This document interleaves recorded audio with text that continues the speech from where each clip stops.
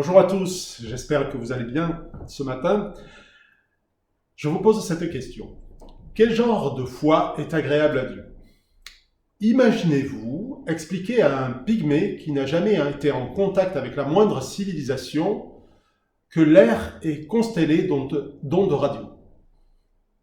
Elles nous permettent, entre autres, de téléphoner, de regarder la télévision en 5G ou bien de connaître notre position à 2 mètres près grâce à un satellite.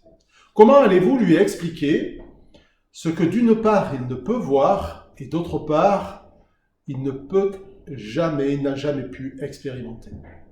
Il faudrait déjà lui expliquer ce qu'est un satellite. Voyons, une maison dans les nuages qui envoie des ondes,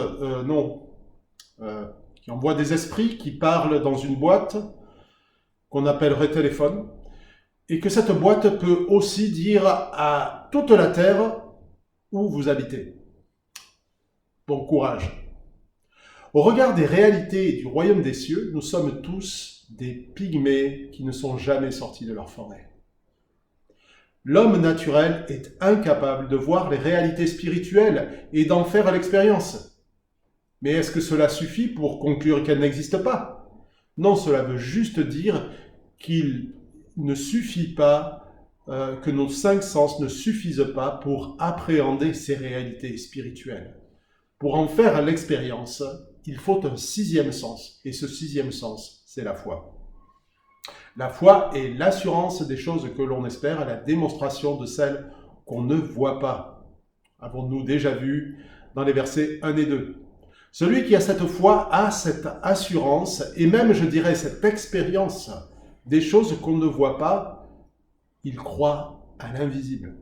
Aujourd'hui, nous lisons dans les versets 5 et 6 le texte suivant.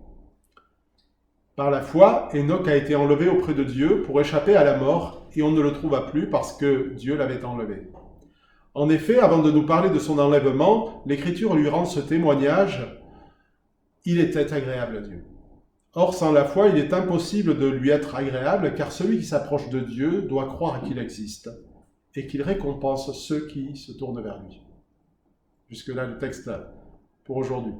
Alors, qui est Enoch? Beaucoup de commentaires ont été écrits à son sujet, mais si nous nous en tenons à la Bible, nous n'en savons pas grand-chose, si ce n'est qu'il est le père de Mathusalem et l'arrière-grand-père de Noé.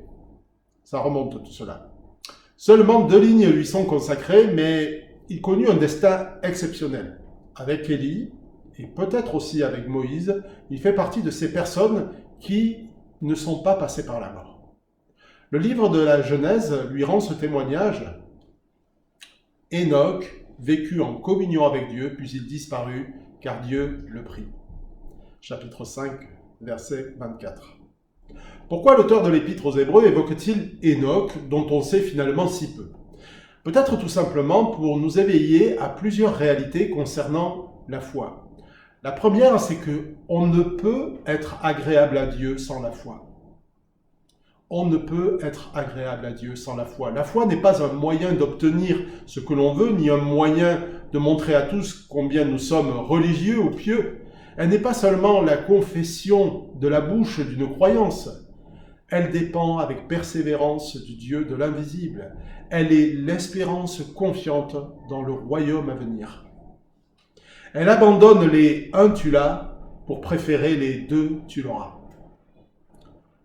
La seconde réalité sur la foi, c'est que Dieu récompense celui qui s'approche de lui. Cette récompense n'est pas simplement les bénédictions matérielles de ce monde. S'il en avait été ainsi, les héros de la foi dont nous parlons dans ce chapitre 11 auraient attendu sagement la fin de leur vie et auraient cherché à faire leur place au soleil. Mais ils ont marché vers une terre promise qu'ils ne voyaient pas, malgré les vents contraires. Comme des apatrides qui attendent patiemment pour rentrer à la maison, ils ont sacrifié le visible et le temporel pour l'invisible et l'éternel. Leur récompense était l'assurance que leur véritable trésor était au bout de ce chemin. Il y a un préalable à cette récompense de Dieu. Tout d'abord, il faut croire qu'il existe. Ce n'est pas si difficile. Lorsque vous parlez aux gens, beaucoup croient qu'il existe un Dieu. mais peu croient en un Dieu personnel qui a une volonté pour nous et pour notre bonheur. Peu s'attendent à ce que Dieu récompense leur approche constante et leur persévérance à le connaître. Peu s'aventurent sur les chemins parfois périlleux d'une foi qui préfère plaire à Dieu plutôt qu'aux hommes. Une telle foi est une folie aux yeux des hommes, car elle paraît sacrifier sa vie. Mais pour celui qui a la foi d'Enoch, le sacrifice en vaut la chandelle. Et il a pour récompense l'amour de Christ qui est répandu dans les cœurs par l'Esprit Saint qui lui est donné. Il a pour salaire la communion avec Dieu qu'a connue Enoch, en attendant la récompense ultime, les délices éternelles, devant la face de Dieu. Approchons-nous donc avec cette foi qui sacrifie le visible et le temporel pour l'invisible et l'éternel. Alors j'ai une question pour vous ce matin et une proposition. La question est la suivante. Qu'est-ce qui m'empêche de m'approcher plus et de laisser plus de place à Christ dans ma vie?